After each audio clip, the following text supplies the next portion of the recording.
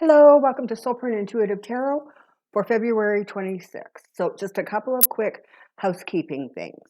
For the next many weeks until I am moved and settled, I'm going to be reducing my number of videos to two a week on the Tarot channel, this channel, one a week on the Insights channel, and we will continue with the Sunday positive energy circles.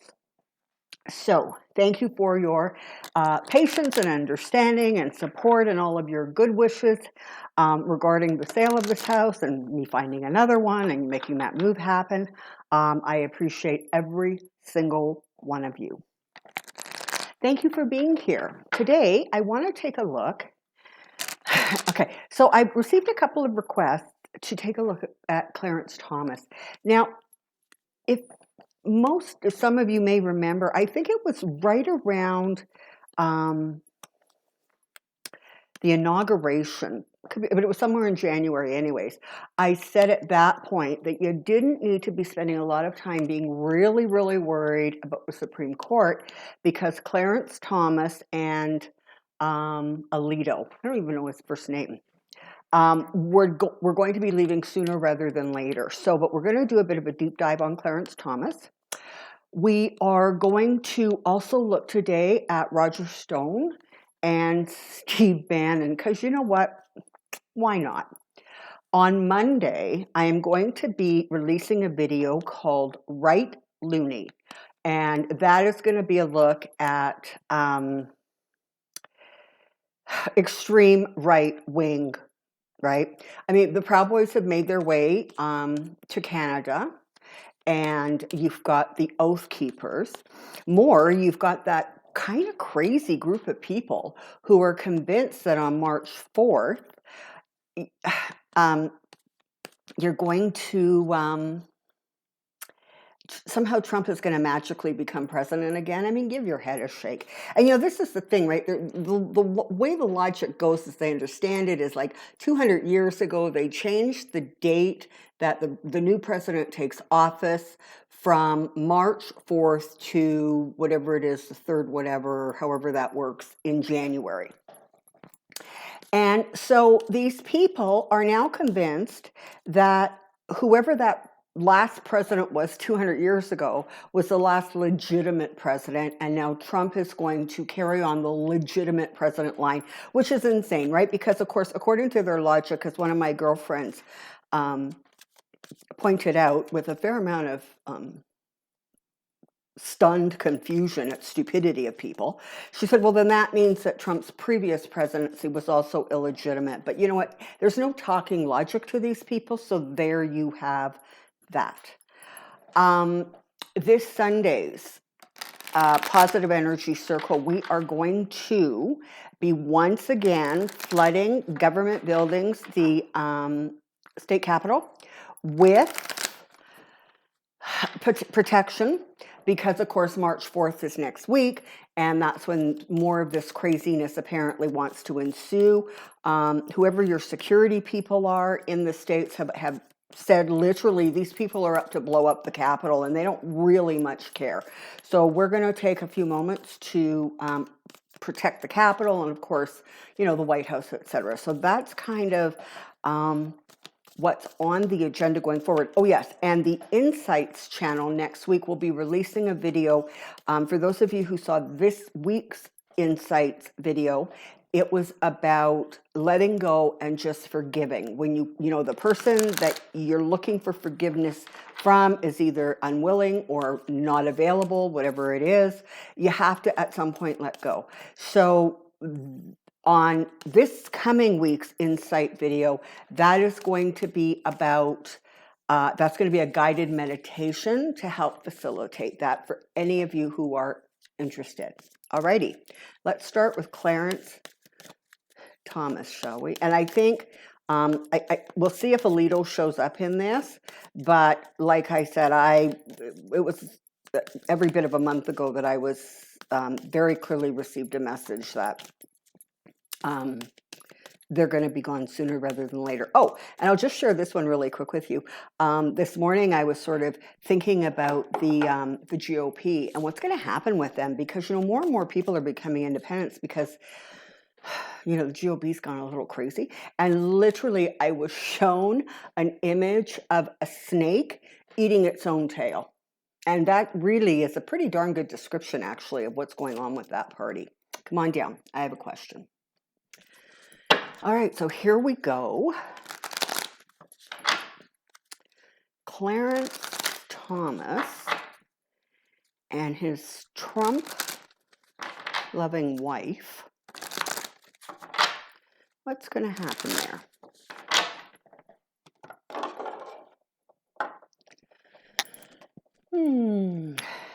Judge Clarence Thomas, Judge Clarence Thomas, Judge Clarence Thomas.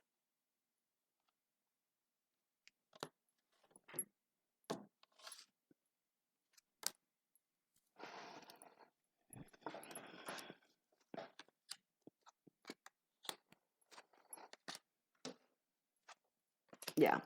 All right. So at this point, he is recognizing that really his time in the Supreme Court is coming to an end. He quietly is facing some blowback with regards to his wife and the however many buses it was she hired to transport, Trump supporters to that January 6th rally. So in some ways, he's lost a little bit of the, I almost want to say, respect of his fellow judges, simply because that behavior is incredibly partisan. And while he is not responsible for his wife's behavior, it does reflect, right? And so her complete sort of attraction to Trump and let's not forget, it's not like Clarence Thomas doesn't like the guy. He completely supports him, and he really does support some of those more extremely conservative views. But it's as if at this point the judgments are being passed on him, and it really is indicating an end to his career. This is a man who has faced a lot of trials and tribulations over the course of his career. I mean, starting with his confirmation all those many years ago. But in his head, it feels very much as if he's inclined to say, you know what, I need to go out on a high note. I don't want to be drummed out of the court. I don't want any more bad press. It's time for me to make a dignified exit. And I think that is exactly what he's going to do. He is, and it's a really interesting dynamic, because in some ways, he doesn't dislike Joe Biden, but there is a sense that, he feels that Joe Biden is maybe a little too liberal, or maybe even a little too center. But it's a really crazy feeling I'm stepping into. It's sort of like, okay, the White House is under control. There is a firm hand guiding it. And maybe they're not guiding it in exactly the direction he would like to see, but he does feel that the government is more secure now. I think as much as he might have enjoyed Trump and liked Trump, he didn't like the theatrics. He didn't like all the political posturing. And so I think in some ways he feels it is, I guess, safer maybe to leave now. Now, I'm not sure how long it's going to be before he does that, but it feels very much like this decision is coming down the pikes. And there is a sense that he knows it's time to leave, and he's going to get gone. I don't know how quickly, but I have to tell you, just energetically, I'd be super surprised if he was still on the bench for the next time they sort of return to court. Now, I don't have on the top of my head the Supreme Court's kind of schedule, but I know right now they're like pushing out a lot of decisions. That's not the right word, but they're cleaning out whatever was on their docket, and frankly, a lot of that stuff is not going in Trump's behavior, in Trump's favor. And then they sort of go into whatever they go into, where they're sort of quiet for a while. I would be sort of surprised if he was still there when they resume again. And if he is when they resume again, he will not be there by the time they end. But I don't even think he's going to be there when they resume. He's probably going to be around for the State of the Union address. And then I think he may either announce or be ready to leave somewhere around that time. And of course, that's another time that those crazy right-wing people feel that they need to blow something up, is the State of the Union. And there hasn't been a date, to my knowledge, set for that. But there's definitely, a feeling that really his career is ending. He had a good run, whether people liked him, hated him, respected him or not. But it really is time for him to move on. He's assessed things and he's just ready to go. And I gotta say, some of the judges around him are politely, respectfully sort of wanting him to leave quietly. I mean, nobody's going to come up to his face and say that.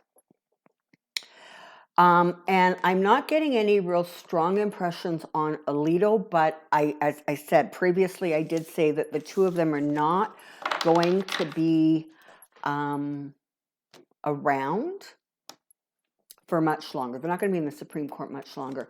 Now, listen, going forward, you can expect this guy to do, write some memoirs, maybe go on a little bit of a speaking tour, expounding his right-wing beliefs. They're sort of, making hay while the sun shines kind of feeling. But ultimately,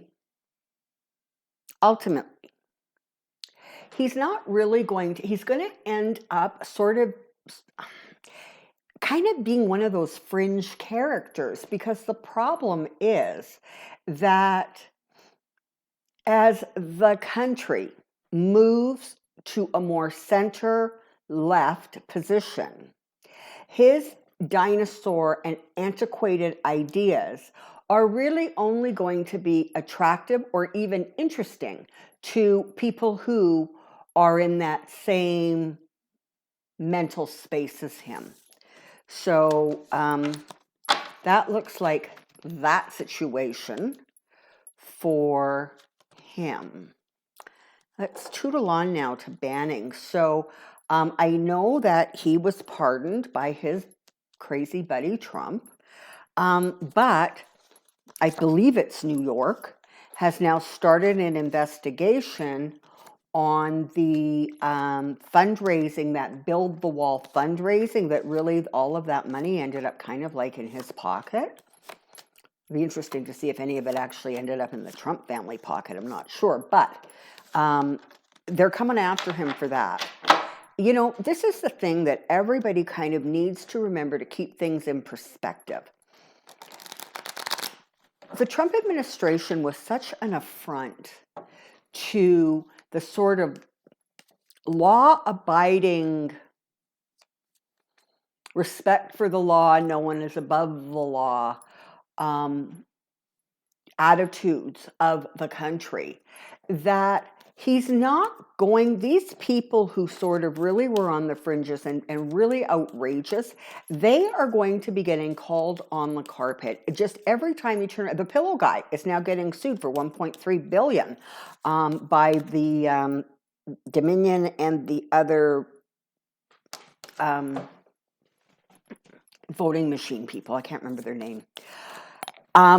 So the thing is that none of them are going to escape unscathed. So there we have kind of that, right? So it's important to keep that in mind. They're all going to end up having to explain themselves. And a lot of them are going to be explaining themselves while still on Earth. Okay, and ultimately karma will come get them. Ultimately, they're going to face judgments when they pass. But as of right now, the law, man-made laws, are really not that supportive of what they did. And I don't feel that they're going to get away with a whole heck of a lot. All right, let's take a look at Steve Bannon. Tell me about Steve Bannon. Tell me about Steve Bannon. Tell me about Steve Bannon. What's going on with him?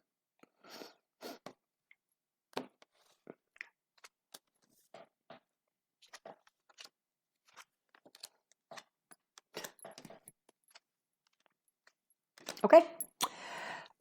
When things start rolling, because if I'm not mistaken, they've only just recently announced that there's an investigation that's going to be either ongoing or has started or has opened up. Once things start falling into place, he is going to be in a great deal of trouble. The money that he accumulated through that sort of build the wall fund for Trump, there was a lot of sort of, I want to say shifty energy going on. It was funneled this way and funneled that way, but a lot of it ultimately ended up in his pocket. And so as they start moving through the documentation, the paperwork, the financial records, what have you, they're going to be discovering a fair number of things. And I'm just hearing the words not only in the United States. So I do remember that he spent some time, I believe it was in Italy, renting a monastery where he was going to try to set up, I'm not sure, some sort of a training organization or something for extreme right-wing beliefs. He ultimately ended up getting kicked out of the monastery building. But there's going to be more and more stuff coming out on poor Steve. He is in for a very, very difficult ride ahead. And he is going to continue to be sort of belligerent and cocky publicly, but it's not actually going to end up holding water for him. He's going to be trapped by his own behaviors. He's going to be trapped by his arrogance, right? His attitude that he is above the law. His attitude that that sort of right wing, white is right. That attitude of anybody who isn't, like him is inferior. That's all going to come back and bite him in the butt.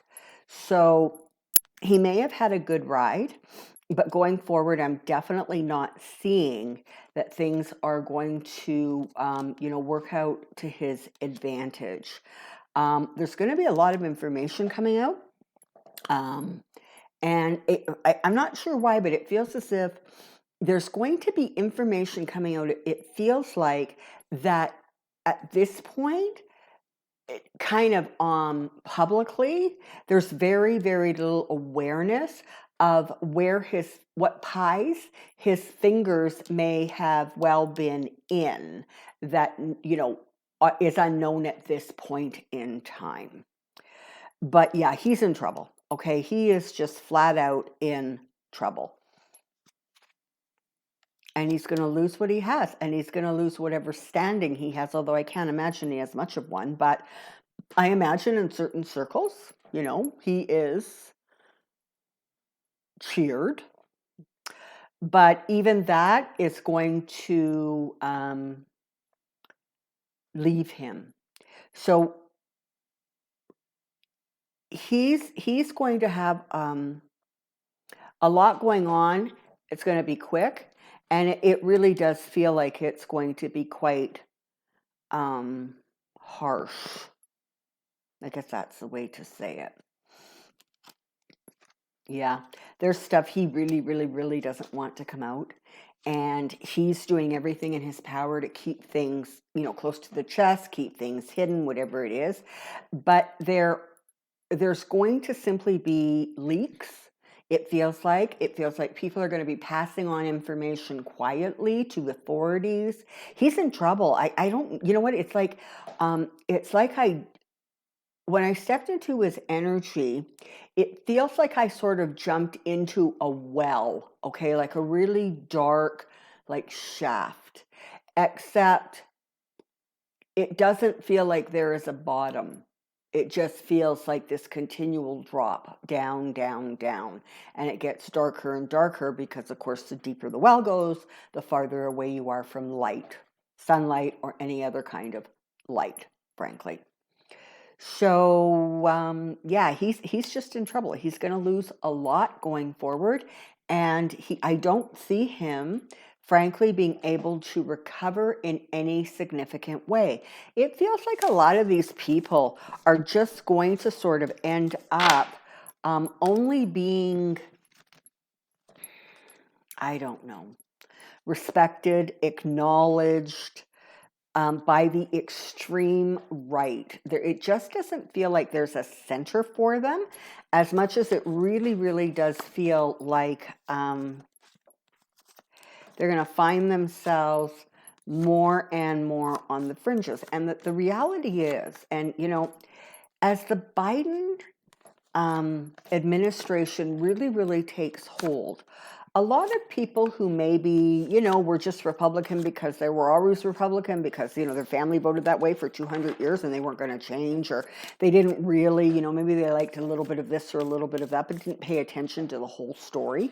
More and more of those people are going to be shifting to sort of an independent posture. You're going to see more and more red states turning purple. And so what is going to be left is this real kind of extreme right fringe. And it's going to be sort of interesting to see whether they are actually able to continue to build up momentum. Now, listen, we cannot dismiss these people and these organizations as crazy and walk away. In fact, I think that has gone on a little bit too far and too long, to the point where it has absolutely created domestic terrorism. But definitely it feels as if they're going to be loud and they're going to be threatening, but it doesn't really feel like they're going to have the numbers to really be able to influence a lot going forward. It feels very much like going forward, they are going to be losing power, truly not gaining it. Let's take a look at Roger Stone, shall we?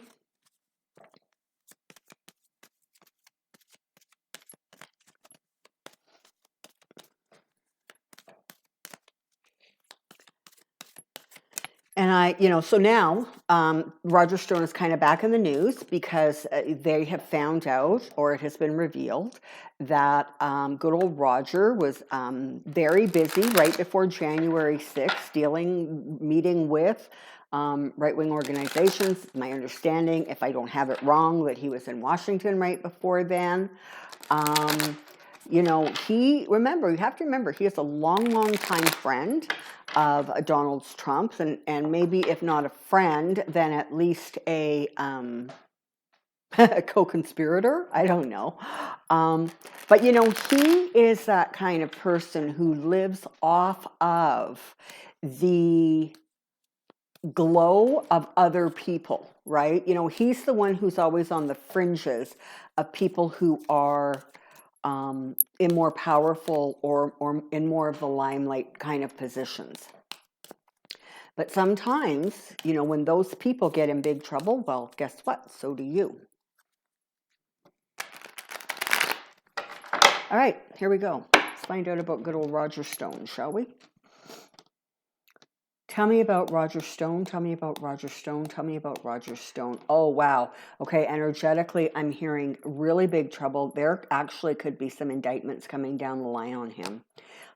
He could definitely be facing a court kind of situation coming up very, very quickly. More and more information is going to come out about his dealings with Trump, with the Trump family, with right-wing people. I get the feeling that he was literally passing on information into the White House He was in communication with Trump a lot more than I think people realized.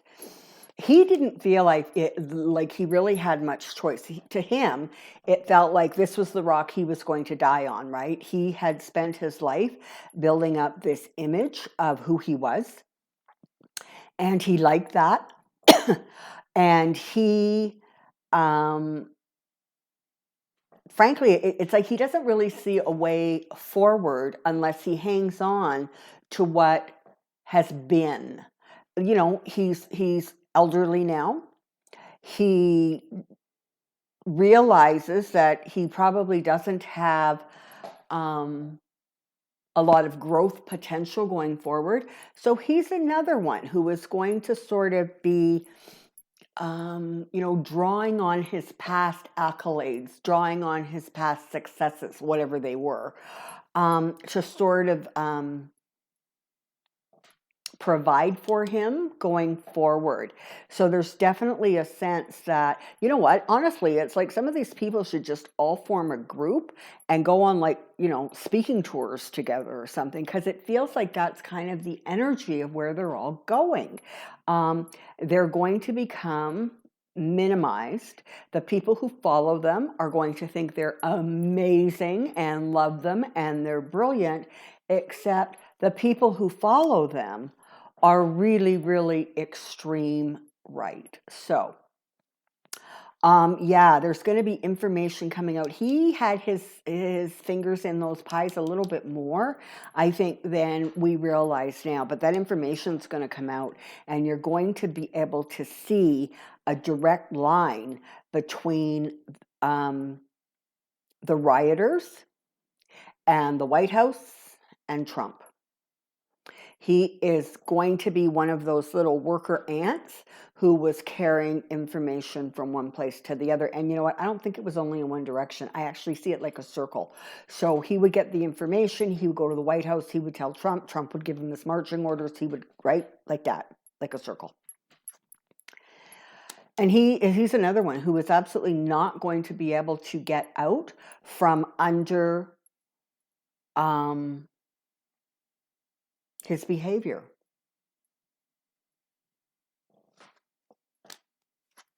Yeah, a lot more to come out about Roger Stone. I have to tell you, though, I'm kind of getting a feeling, like when it comes right down to it, he actually may not necessarily still be around to face the bulk of the justice. It feels like when the government starts coming after him, he may not be able to hold up under the strain. Yeah. Okay. So, again, not wishing anybody's demise on anybody, but you're older, you're not in great health, you've been living under a lot of stress for the last several years, and the stress is now going to amplify and sort of surge back. So that puts you in a difficult position. So it looks definitely like, as far as Clarence Thomas, Roger Stone, Steve Bannon, even though they're all kind of very different actors, they do different things, it feels like ultimately the sun is setting on all of them. And where they're going to be left when it is said and done is in a place where the only people who are going to praise their legacies are going to be those people who also somehow think that the last however many, 100 and whatever, no, well, not 100, but 20 presidents or 25 presidents have been illegitimate. That's who's going to be there for them, right? That's who's going to think they're amazing. And again, as the energy shifts farther and farther away from that kind of behavior and attitude and thinking, they really are going to find themselves sort of left out in the cold, surrounded by people who are of like mind, but the like mind is diminishing. And so, you know what? This is a good thing. Let all the dinosaurs group together. Let a comet come out of the sky and hit them. And let's just move on. Okay. So, I hope you found that interesting, insightful. Thank you so much for being here. To my new subscribers, thank you so much. I really do enjoy doing this stuff. I kind of miss you when I'm not able to do my videos as regularly as I have been in the past, but as you're all well aware, there's a lot going on in my world right now. And honestly, beyond that, it kind of feels as if the United States is just calming down. And because of that, the energies don't feel so well, chaotic, but they also don't feel so panicky. It doesn't feel like there needs to be a constant sort of reassurance and clarity brought to a situation. It feels more like everybody can just simply breathe deep and we can move forward in a more rational, intelligent, compassionate, and caring way. So on that happy note, enjoy your weekend. And when we come back, it's going to be Monday, the beginning of a new month. And so that in and of itself is a good thing. Until next time, take care. Be well. Bye-bye.